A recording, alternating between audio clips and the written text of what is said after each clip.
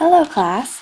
We will be using our knowledge of grouping objects into arrays to complete different multiplication problems. This first problem is asking us how many cupcakes there are in total. The first step that we want to take is by adding together how many groups of cupcakes there are. So as you can see, there are 1, 2, 3 groups of cupcakes. So we want to put this in our first line. Then we want to count how many cupcakes there are in each different group. So we'll start with the first one. There's 1, 2, 3, 4 in this group.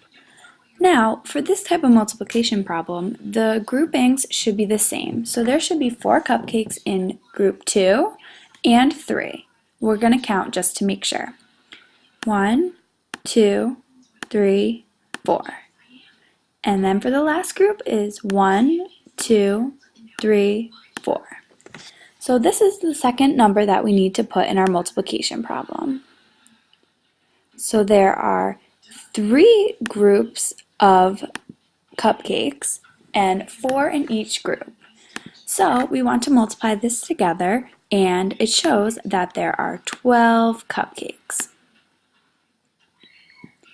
Now we can check if our answers are correct.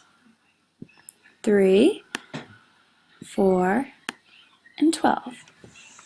Now you can check your answer by counting how many cupcakes there are total on this page. 1, 2, 3, 4, 5, 6, 7, 8, 9, 10, 11, 12. As you can see, our multiplication was correct. We are going to move on to our second problem, where I'll have a volunteer come up to the board to complete the second problem. Once the students have completed the second problem and we have all reached a mutual understanding of how we've arrived at these different multiplication problems, we will move on to our second activity. This next question is asking us to group the candies together into different groups so that it will mirror the equation. The way to read this equation is there are 7 groups of 2, which will equal 14 candies. So what we're going to do is we are going to take our circle tool and we're going to make 7 circles. The reason we make 7 circles is so that we can input 2 candies into each circle. To make this go faster, we can copy each circle and paste it into the area. Once we have created 7 different circles, we will then start inputting the candies into each circle.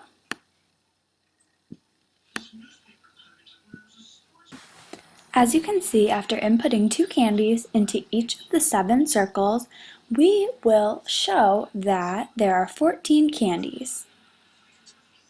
Now we have one volunteer come up and do the second problem. This problem asks us to group the candies together in 9 different groups of 2.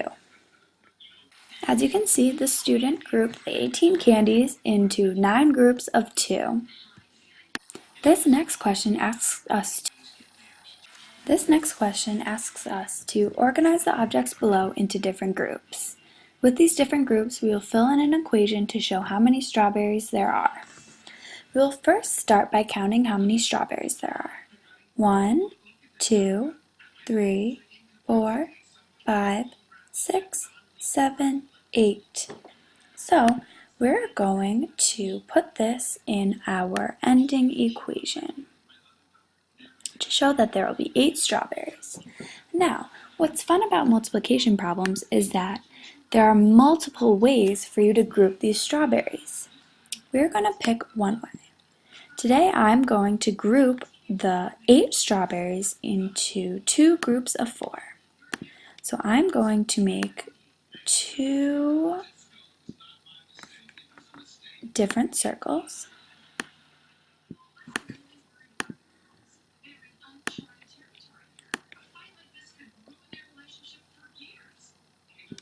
In these two circles, I will fill in 4 different strawberries.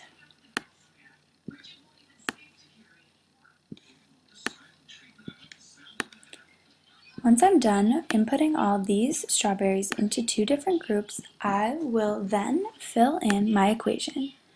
So there are 2 different groups, and there are 1, 2, 3, 4, 1, 2, 3, 4 strawberries in each group. This will give us an end equation of 2 times 4 equals 8.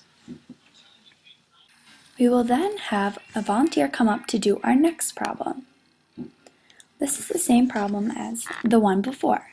We are going to organize the strawberries into different groups to fill out the equation.